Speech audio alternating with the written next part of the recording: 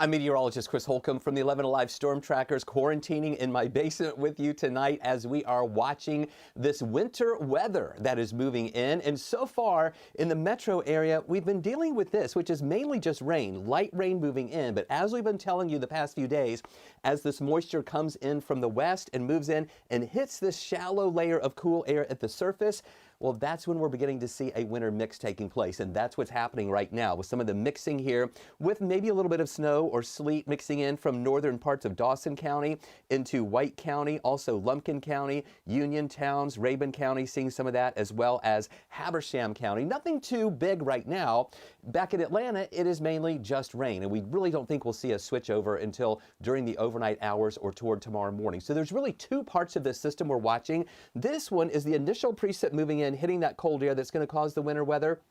And then this next surge with the actual area of low pressure will swing through, and that's what's going to bring us our chance for snow here during the day tomorrow. So we do have alerts in effect right now. Winter storm warning was expanded earlier. It now is as far south as Gwinnett County, moving down also into parts of Barrow County near Athens, that line up to the north. This is where we think we'll see the highest impacts. And winter weather advisory along the I-20 corridor on the east side, west side, and the I-75 corridor.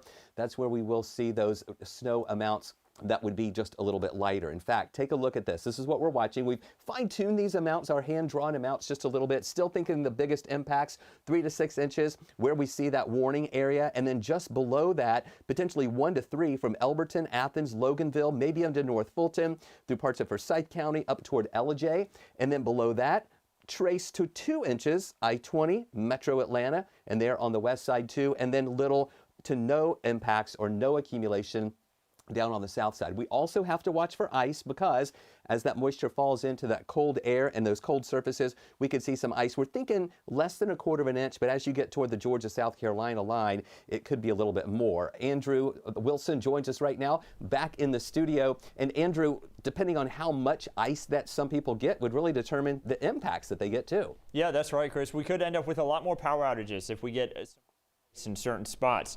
Whenever you get about 1/4 of an inch of ice or less, that's when you get a little bit more in the way of scattered power outages, some light ice on the trees. And ice on the trees could be a little bit more impactful because remember, we have the high wind warning that's in place as we make our way from about midnight tonight all the way through noon tomorrow. Gusts could be as high as 50 miles per hour. Up in the mountains, though, we could have 60-mile-per-hour winds there for far north Georgia. So very strong winds. The timing on that shows that by 12:30 a.m., here's some of those stronger winds coming through. You see 30 to 40-mile-per-hour winds at times.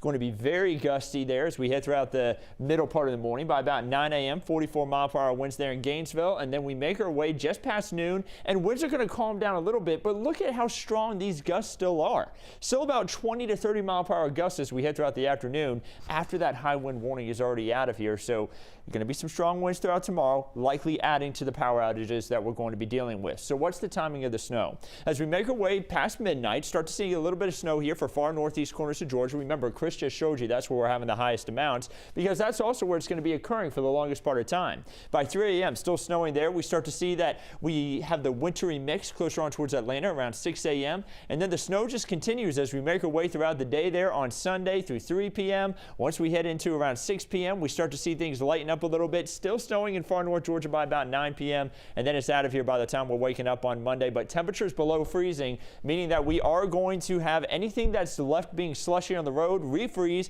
making for hazardous travel there for the morning on Martin Luther King Jr. Day. We make our way into the afternoon, temperatures rising to the 40s. Could have another refreeze Tuesday morning and then warmer by the time we head into the middle of the week. Latasha.